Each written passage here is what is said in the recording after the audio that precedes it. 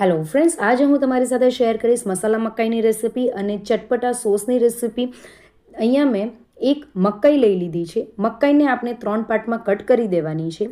આ 3 part cut કરીને પણ તમે મસાલા મકાઈ બનાવી શકો છો, પણ અહીંયા હું નાના પીસીસ કરીને મસાલા મકાઈ બનાવીશ, જેથી એક દાણાની ઉપર જે મસાલો હોય છે કોટ થઈ જાય. તો આ રીતે નાના પીસીસમાં આપણે કટ કરવાના છે. ત્યાર પછી આ મકાઈને આપણે બાફી નાખવાના છે. તો અહીંયા પેણી લઈ લીધી છે. પેણીની અંદર મકાઈ એડ કરીને થોડુંક પાણી એડ કરીને આપણે 5 થી 10 મિનિટ માટે આ જ રીતે આપણે સ્ટીમ કરવાનું છે અથવા તો બોઇલ કરવાનું છે.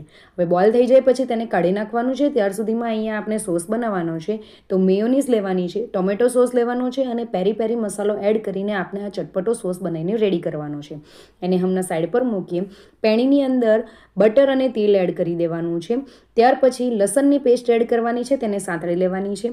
તેની અંદર અડધી ચમચી જેટલું મીઠું એડ કરવાનું છે, કાશ્મીરી લાલ મરચું, ચીલી ફ્લેક્સ, ઓરેગાનો અને શેઝવાન સોસ એડ કરવાનો છે. બધું જ બરાબર મિક્સ કરીને સાંતળી લેવાનું છે. તેલ છૂટું પડે ત્યાર સુધી આપણે સાંતળવાનું છે. અહીંયા મસાલા બળે નહીં તેના માટે પાણી એડ કરવાનું છે. બધું મિક્સ કરી દેવાનું છે અને બોઇલ આવે ત્યાર પછી જે દાણાનો ભાગ જે મકાઈનો છે તેને નીચેની સાઈડ રાખવાનો છે, જેથી દાણાની ઉપર બધો જ મસાલો કોટ થઈ જાય. આ રીતે આપણે બધી જ મકાઈને કોટ કરી દેવાની છે મસાલાથી. ત્યાર પછી આ બધી મકાઈ આપણે લઈ લેવાની છે. તો આ રીતે ચટપટા સોસ સાથે મસાલા મકાઈ રેડી કરી શકો છો. તો તમને મારી રેસીપી ગમી હોય તો રેસીપીને લાઇક, શેર અને કમેન્ટ કરજો.